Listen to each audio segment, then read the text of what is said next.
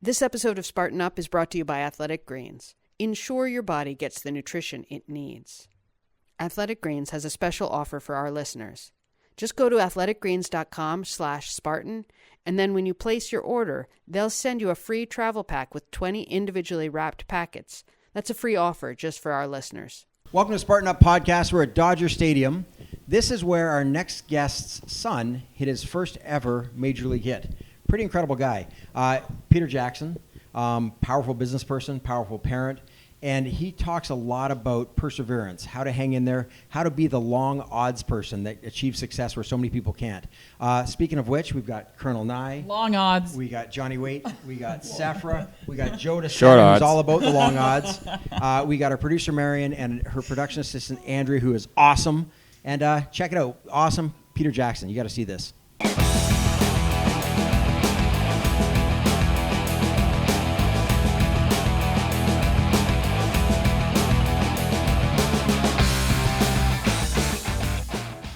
I am here for Spartan Up Podcast, LA Dodger Stadium with Peter Jackson from Bluescape, and we are going to learn, I don't know what we're going to learn today, because we don't really know each other. I was just doing burpees and we're talking. You look good. I looked a little sweaty. I feel a little sweaty, but we're going to do some burpees, by the way, even though you're dressed up, if that's okay. We I can do that, do yeah. a lot, but we'll do some. But let's go back. I mean, at the end of the day, we're looking to find out what are the little nuggets we can learn from people we interview on how to be successful. What are the things you found along that journey that we could take and apply at home? So where'd you come from? What'd you do? What is Bluescape, et cetera? I come from Berkeley in California. So you already had a leg up. I was raised in an environment where there really wasn't some of the things we all argue about now about whether there's gender equality or race equality. Berkeley was like another country in of itself. So we grew up in that. And then I had a single mom she had 5 kids and she taught the deaf and blind. So I was around a lot of communication tools throughout my life. Brothers, sisters, all brothers? What? I have 2 sisters, 2 brothers. Got it. Cool. So you grew up in Berkeley, and she also taught for the deaf. Yeah, and blind. You had to be totally deaf and blind to have my mom as a teacher. So she taught communication through vibration, and it was literally 20 feet from our front door of the school. Wow. So they were at our dinner table often. So you had to learn. They knew who I was. They could just touch or. I remember one guy, when he first met me, had holes in my jeans, and he'd always go down and try to find the holes. But one of the things, the takeaways for me early on in life was learning how to really read people, whether they're listening to me. That's what I was going to say, right? Because you're missing a few senses. Your mom really knows how to communicate at that level, so she's probably imparting that on you guys, which is such an important part of navigating life. Listening, communicating. It's humor and communication, but I kind of use text as my thing when you think about business, and my road has led me to a couple IPOs. I've got plenty of disasters I could talk about, so I don't want to act like I've just been a rocket ship. I learned more during the disaster times, especially on the ones that succeeded. But text for me is really, 3 things. It's timing or tenacity. It's execution within that, and then getting out. What is the exit time for you? And that may not be apropos. You want to say, I'm going to do Sparta for the rest of my life. Sure. But when you're in the software business, there's a path to an exit, and most aren't IPOs. You want to probably get part of a larger organization. And your brothers and sisters, same kind of path in life? All different, really. Yeah. No, my sister was in entertainment. Okay. She worked for Disney for years. My brother's in agriculture. My little brother went into technology after he spent 20 years in the military, and he's done well there. And then my little sister's a school teacher. So it's a breadth. It's a good mixture. And so what would you say were the secrets to success? Well, tell us about the secrets to failure. What could we learn from your failures that could help us avoid those potholes? Well, I mean, you can identify with this, or anybody who's sort of watching the show, in the sense that you can get really passionate about something. Let's say 5 a.m, and you're going to go do it, right? I'm going to go raise money for mom and dad and some venture people or whatever, and you're going to go. But there's things you got to know. Is there really a market? Is there, if you're doing something no one's ever done before, let's say it's MySpace or it's Friendster, the market really wasn't there. It was cute, but the market wasn't there because it wasn't mobile. Right? And you can think of a lot of those things. And why did Napster fail? Well, because music artists didn't want free stuff going on it. So the timing of going to market is important. On your personal life, if you're out of shape and you're having twins, it's probably not a good time to venture out and try something where there isn't a market. So if you're establishing a new market, not good. If you see a market emerging, you can actually get the research on that. You can go out and find out that there's a market for it. You knew there was a market for this blog technology, and you figured it out, and that's why you have such demand. You saw other people doing it. You said, hey, I can take a different venue on it, and you made a success of it. If you go look at a market and you can't find anybody else doing it or nothing that's going in that direction, you're taking a lot of risk, both on the idea and don't do it when you've got personal things at stake. Sure. Yeah, there's a right time to go all in as an entrepreneur, and you're saying you've even got to have more free time if you're going to be an entrepreneur in a space where the space doesn't exist. Yeah, I mean, I learned more about when we went into Kuwait in the late 80s, my first startup, I had used a lot of debt for inventory. And we had a great year. And right before we went into the war, I gave everybody, a 10% pay increase. So it was up to about 100 employees. Inventories were rampant all over the place. And all of my purchase orders froze when we went into Kuwait to stop Saddam Hussein, way back then. Right. A lot of people say, hey, why didn't George Bush Sr. finish the job? And I say, thank God, because if he'd have gone back in deeper, I would have gone bankrupt. And it happened, it was like a 60-day war. He came back out, I did all pay cuts, had to take 10 cents on the inventory, was down nothing, and then all the orders came back up and I survived. Nothing I could do to sort of outside handle your control. that. Yeah. And then, 6 years later I was public and had 1,700 employees and half a billion in revenue. But I was on the verge of I had my wife looking at for places to rent, to sell the house. What's the trick from, we're bumping up against a growth phase where like the wheels are shaking a bit, and we've got call it, I don't know, a couple hundred employees around the globe, and to take that next leap to become $1 billion brand, it feels like might as well be trying to go to Mars, right? Like, what's the trick there to breaking through? I think the trick is it's really hard to do it organically, and it's not even easy if I say, hey, here's $100 million, go do it. Although most entrepreneurs would say, all I need is $100 million and I can do it. Most of those guys get that $100 million and they still don't do it. Sure. But finding the partnership and the leverage, in your particular space, I'm not good at it, but it would be, hey, I got myself on this incredible network, and the network became a strategic investor or something where you gave up some piece of your equity because they let you scale and go. And it isn't necessarily as much about money, but your production was able to get into larger markets. Got it. So if you're in the drink business, for example, you get in with a distributor, you're saying? Correct. That's a really good question because in the drink business, which is really changing, people aren't drinking Coke anymore. They're looking for organic chia seed, things like Apres, which is being born out of San Francisco. They get up to a certain point, and then now the Coca-Colas and the Pepsis of the world are going, we got to get onto that trick. And so you get to a certain point, you find them to be your distributor, and they become your acquirer. So that's a good example of timing, getting yourself to the point where you've got demand. Women don't want to drink muscle milk. They'd really rather have Apres. And then they start drinking that drink. It changes the way they perform. Then all of a sudden it gets in the main market, and then they sell out. Sure. And you mentioned before about personal health and wellness. Like, one of the big things we push here is you're going to be a better executive, a better entrepreneur, a better everything if you stay healthy, eat healthy. What are your takes there? Because most executives go off the rails because the pressure's just too great. You grab whatever food's right in front of you. You don't have time to work out. You're guilting me. But it happens to all of us. So what are your thoughts there? Well, I mean, someone said something the other day. It's like, how many guys they're 6 feet, 240 pounds that are 70 years old? Good point. And I sort of looked around the room and thought about some of the executives I know that are no longer with us. I think you have to understand that your mind needs to be fed in order to be a good leader, in order to be a good example. And so if I show up and I'm out of shape, then everybody kind of looks at me like, he doesn't really take care of himself. How's he going to take care of me? So you're really the brand of your organization as a leader. And you just have to do that not only for your own brain, but for your employees. And I would say that if I look across my 100 employees, there's a lot of people that are in phenomenal shape that take it really seriously. And I think as a leader, you got to invest in that and make sure they're doing it as well. Yeah, we were recently with an $80 billion organization, market cap $80 billion, and CEO is a crazy triathlete.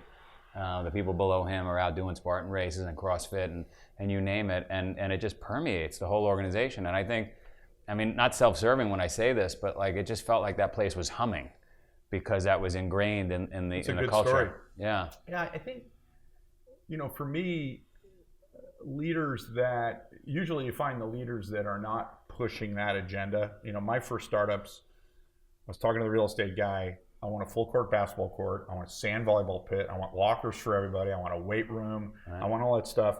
I didn't have any turnover.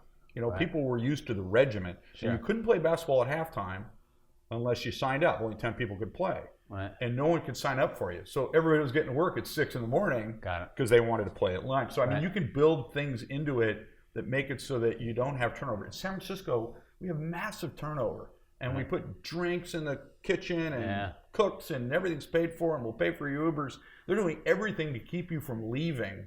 You got to go the extra step and make it so it's like, hey, I'm part of this whole family. And it goes into what Sparta represents. It's about health. Yeah, we did. We rented space and built a basement where we locked people up. And they can't get out. So we took a different approach. I'm kidding. That's high productivity. You can get out if right. You hit your targets today. I haven't thought of that. That's good. So guys, what do you think about this view, huh? Yodelay, yodelay, yodelay. It is about as beautiful a place as you're going to see. And here we are, Morzine, France, at the Spartan European Championships. We're at the top of the gondola. You know, I just want to, there's guys mountain biking. Lads. In the winter. There's skiing here, some of the best skiing in the world. And we get to stand here and do our podcast. It's pretty amazing. Well, it's amazing. Sure I mean, Spartan has sent us all over the place, right? Yeah. Yep. But now they're sending us with It's athletic a rough greens. job. Yeah, with now we're going greens. with athletic greens. So, you know, when you're traveling, sometimes it's hard to get your nutrients, right? Yep. But now we're partnered up with Athletic Greens, and we get 75 nutrients, vitamins, all packaged, all packaged in one handy packet, right? Yeah, and you know, you get to travel all over the world, and you get to find the best things while you're there. You're a forager. We're not. We go to the fridge, but that's a form of foraging. No, but it's amazing that you are noticing ingredients from all over the world. Yeah, that we've got standing here in one cup at the top of the mountain. Yeah, it's delicious. If you're always traveling and you can have your routine with you, and it has all of this great medicine and amazing plants from all over the world. I mean, now we're looking. We got lupins around us. We have clovers, and we got some dandelion. We have some friends here, but this is great friends like you two, and it's just so easy. And then you can drink this, and then we can go run up the mountains and find more plant friends. Yeah, I tell you what. I don't know for those that can't see us.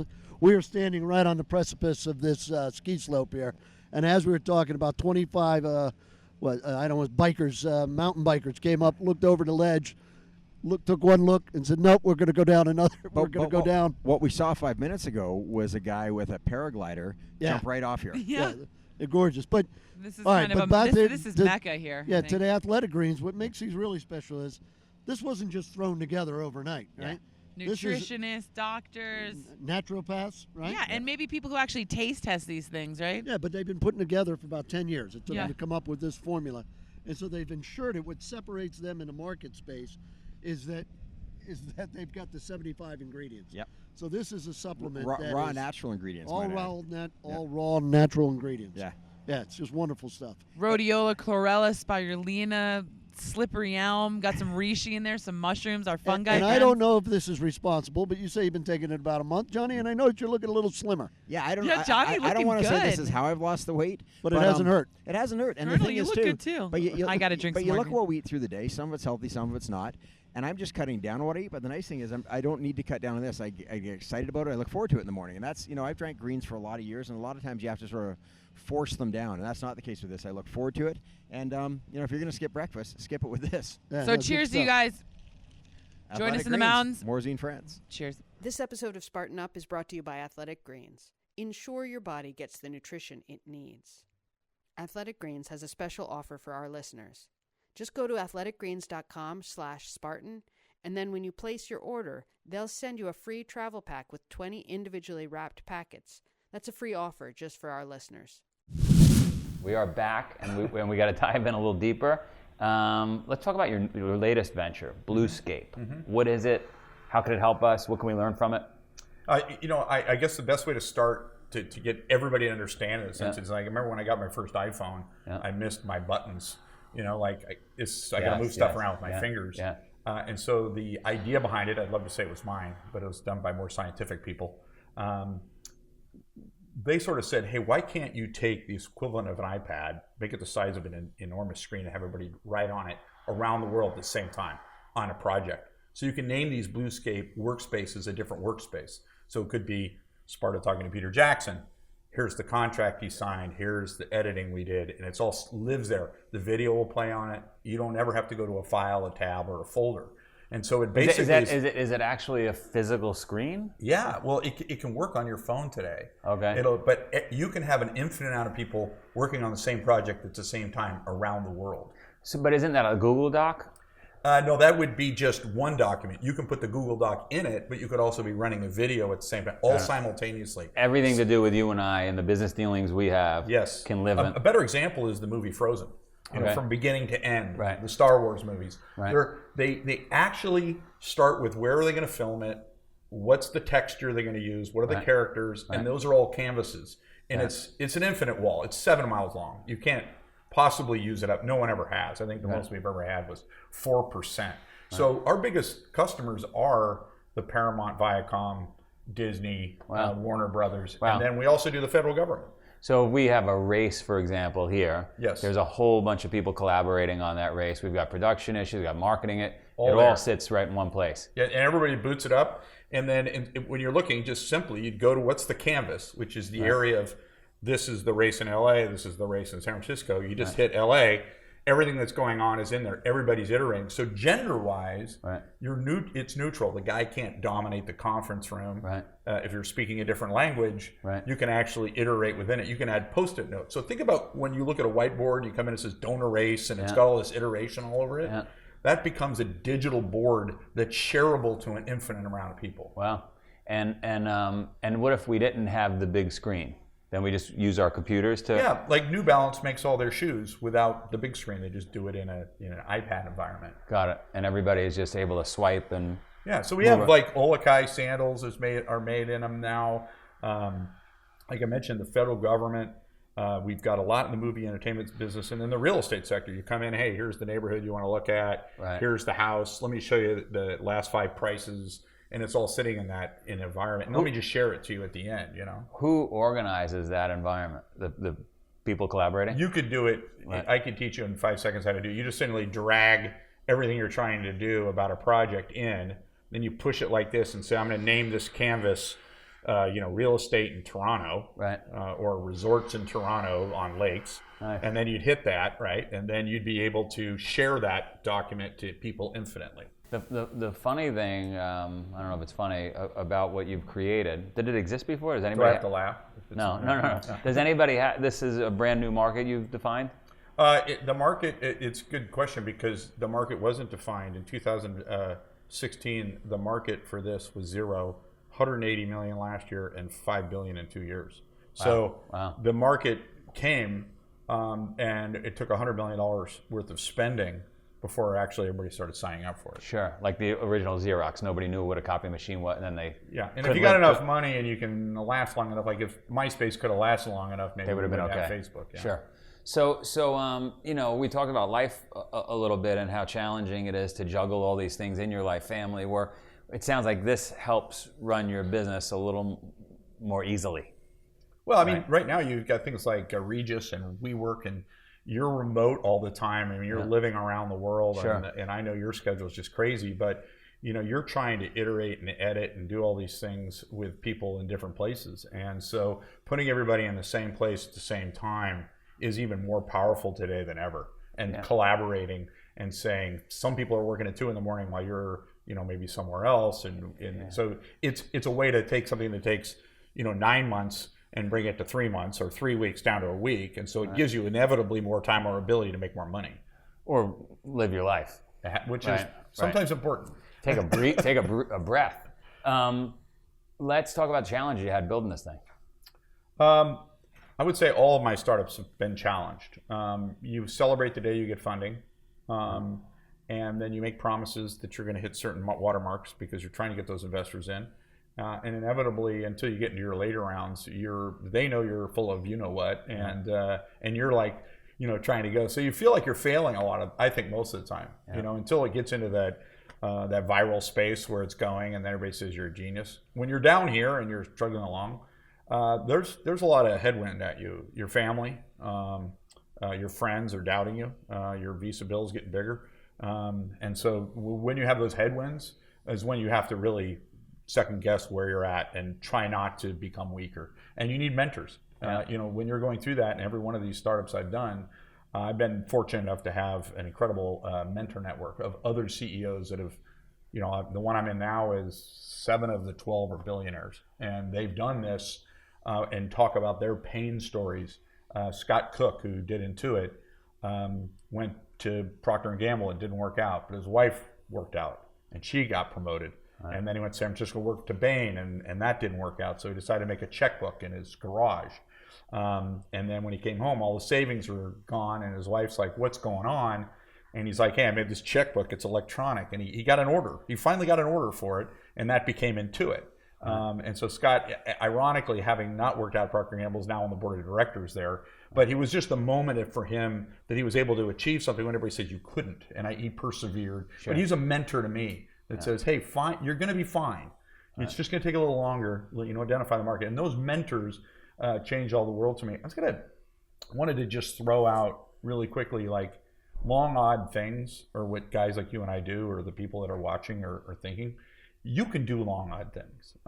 Things that are extremely difficult, and it's a long shot. Yeah, and you just don't go, you're all fired up when you get that first business card or your website or something. You can get there, but there's got to be something radical about you internally that's going to get there. And it is working out. It's mental toughness, whether you're trying to get through boot camp in the Marines. We're at Dodger Stadium. My oldest son had his first major league hit here. Okay. Yeah. That was an amazing thing for me, because I told him when he was a little boy, "You're going to be a big leaguer." I mean, that's just kind of a rat to do to a kid. That's a long shot. So the kid just kept saying, "My dad says I'm going to be a big leaguer." And I remember all the family was clustered to see him after the game. And he texted me and said, "Meet me at 4A or whatever." I said, "Well, we're all over here." He goes, "No, I need to talk to him." He goes, "You're off the hook, dude." So that, and my other son is about to break through in the bigs. Those are long, odd things you do to your children. It isn't because they were like, I knew they could hit the ball. Right. But when you're going out as an entrepreneur, you have to think like you're making the majors. Right. And your odds are like 1%. And you're going to have to work out harder. Yeah. You're going to have to get up 2 hours earlier than everybody else. And you're going to have to come home an hour and a half later than everybody else. It's hard. You know it. I know it. I just watched a little short film, read an article on a hockey player. I don't recall his name.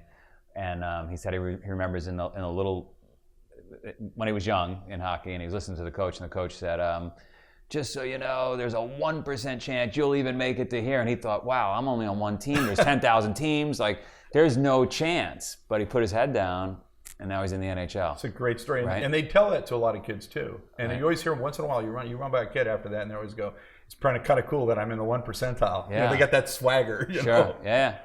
I have a chart that shows, or attempts to show, what you just described, which is you've got your true north. You're an entrepreneur. You want to build a business. That's your true north. Clearly it lives inside you like butterflies, and just you can't stop. Ponies, yeah. Yeah, right. Rainbow ponies. Yeah. and then you commit. I'm going to start this blue sky thing, whatever. Right. And I think, and you tell me if I'm wrong, but when you commit, that's the greatest excitement you'll have, because the shit hasn't hit the fan yet, right? Like, everything's gonna be great. We're gonna make $1 billion. This company's gonna be perfect. Everyone's gonna buy it. We're gonna get investors, right? I'm marrying this woman or marrying this husband. Like, everything's perfect. The next day, it's straight downhill, right? Because now you've got to delay gratification. You got to start going to bed earlier, waking up earlier, like all the things that you weren't doing yet, right? And then you hit the slow point, which you just described. And my question for you, here's what I think, but I'm not even going to tell you what I think. What differentiates the person that breaks through that low point versus the one that just succumbs and gives in and quits? I think when you're in that... we all hit that low point. Well, you hit the low point, you're pretty lonely, right? Like, when you're just starting, people do avoid you at the party because you're just talking, we're doing this and it's going to be huge. And you get to the point where there's like, people just don't want to hear it from you. Your spouse doesn't even want to hear it, right? Because you're not paying the bills. Right. So you have a lot of lonely time. And, I imagine it's like the movie 72 hours, 27 hours or whatever. He finally just cuts his arm off, right? I mean, you get to a point where you come up with unbelievable ideas and you have all kinds of strength because you're that person you described. Right. You're at rock bottom. Right. You're this close to BK, or you got to go work for your brother because you just can't do it. And you are thinking, if there were more hours than 24 hours in a day, you're using them, and you find a path. You find a hole that you're able to crawl through. Or you pack it up. Or you pack it up. But, but most people pack it up. I think a lot of people pack it up before they get to that moment. Yeah. Because he could have not cut his arm off, right? He could have just died there. You're not deaf and blind. You know, I've got a lot of tools. Well, that's the reason I bring it up is I'm convinced the differentiator between the people that quit and the ones that continue is their frame of reference. What's frame of reference, right? It's the values, beliefs, experiences you have in your life, the glasses you wear, and an Eastern European or a deaf and blind, they had it pretty tough. And they're like, we can't make payroll. I ate cockroaches. Yeah, what? I can't make payroll, no big deal. Well, I think that's very well said, and I think the problem is that, if you're a blue blooder, you're fortunate, I guess, to come from a wealthy family, and they give you money, you might end up like the Vanderbilts. And if you're watching the show, go look at where the Vanderbilts are. The last heir is Anderson Cooper. Right. And his mom said 4 years ago, just want to let you know there's nothing left. Right. It's gone. Right? Because they handed it down generation. Now, if you go to the Rockefellers, they've just grown it all the way up because they taught them what you said. They taught them they weren't going to get anything unless they became something. The Crown family in Chicago is like that. Yeah. You're going to be an insurance broker. You're going to go do this. You're going to become something. Right. Certainly, it may be a little easier because you can have more contacts and whatnot. But I didn't come from money at all. I came from your mom teaching the deaf and blind was probably changed your frame of reference during those early years. She had to work, right? She had to go to school at night. But seeing those kids too, and seeing them more than anything, you can't complain about anything. And they were smiling, right?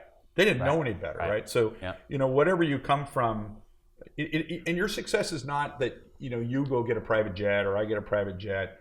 It's probably you get more out of how you change other people's lives. So that they can experience things outside of work. Yes. That they can be outdoors and they can go hike and they can do things like that. And I think that, to me, ultimately is success. The more money I make doesn't make me the more happy. Sure. The more I change people's lives brings tears to my eyes. Yeah. I'm trying to get the government to pay us for changing lives. That's why Colonel Nice here. We got to get Trump and team to get us money to do this because it's not about the money, right? It's just we just want to change lives. We want to measure profitability and lives changed. You know what? And that's what's going to stop people from doing opiates. And if that's what you're screaming about around the world, people taking drugs because they're trying to get out of their pain. They're trying to get something out of their way. And we need to change the way people approach their lives, the way they take chemicals, all that stuff. I just visualize a T-shirt. Do burpees, not drugs. I love it. With that, it's a wrap. You're awesome. Okay, so can you imagine how cool it is that you're telling your son, you can be in the major leagues, and then that text where he's like, come here, Dad. I imagine as a father and son moment, that's kind of like peak of the pinnacle Everest type lightning situation, in a bottle. I can't, lightning in a bottle, right? I mean, what are the odds? Jack's like, Dad, I just stepped into the White House. That would be big. I believe in him. Colonel Nye's got some amazing kids. Oh, yeah, his children. We're not allowed to speak about, but you've got some amazing kids.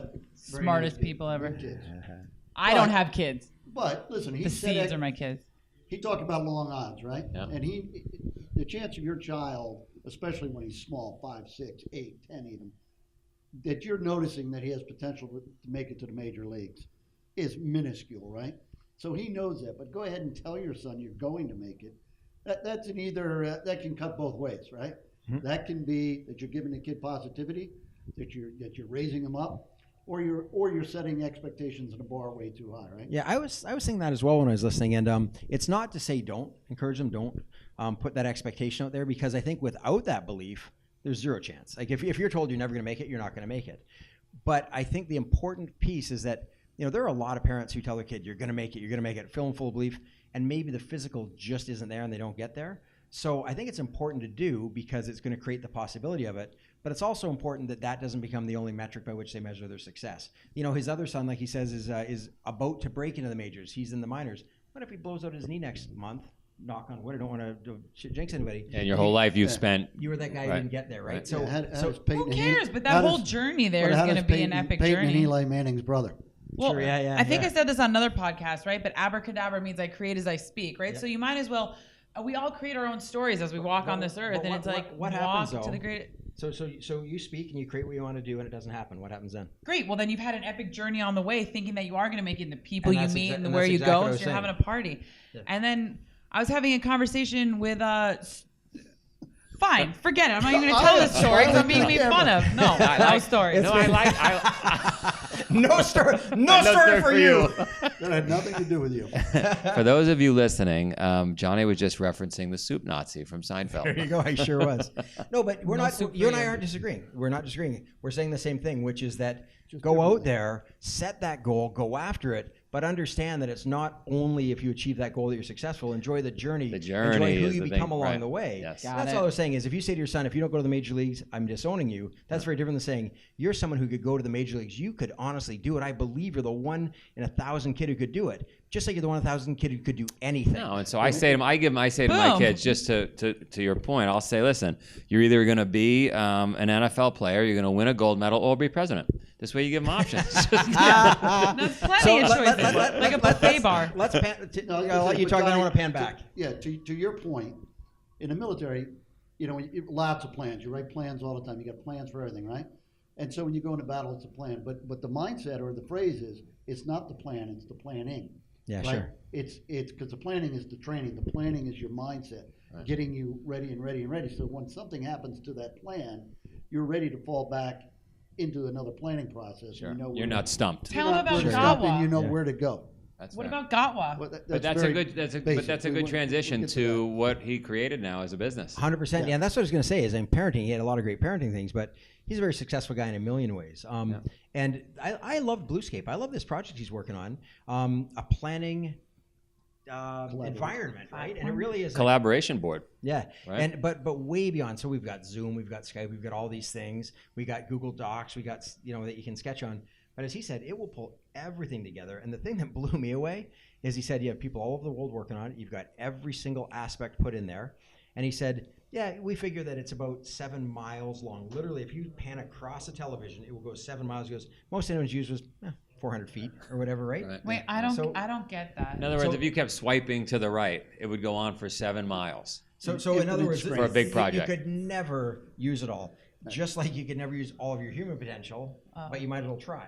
Got right? it. So Well, that's what he said, right? One of the best things that he said was people always, and we've heard this from multiple people are always going to call you crazy and you're a lunatic, right? Until your thing becomes viral and then you're touted as a genius. And then all of a sudden, all your hard work, I mean, not everyone always thinks that every idea that maybe any of us have are good ideas, but if you were pointing at stick me when with you it, said that. exactly. Any we of don't us use don't. names. No, It's like but- Richard Branson. Coca-Cola didn't work, but other things did. And he said in conversation with him one Coca-Cola day, didn't Virgin Cola. Oh. sorry, Coca-Cola seems to be okay. I see No, him all but over. I had a conversation with him one day, and he I said yeah. there was some girl who was like, "It's all about luck and destiny." He goes, "Actually, it has nothing to do with luck and destiny. You make your own. You make your own destiny. You go for it." Sure, 100%. But the way you do it, Stephen Leacock, a few people have been credited with this, but I'm a great believer in luck, and I find the harder I work, the more of it I have. Right. So yes, Larry you might Bird try. said the same thing. Yeah, you might try 20 things, and it's that one that succeeds. But you're out there trying. Lord 20 knows I things. have. Which The person tries nothing. is hitting the point that he brought up, which was long odds, right? Go for the 100%. long odds. Go for the long odds. Yeah. Who Like in horse racing.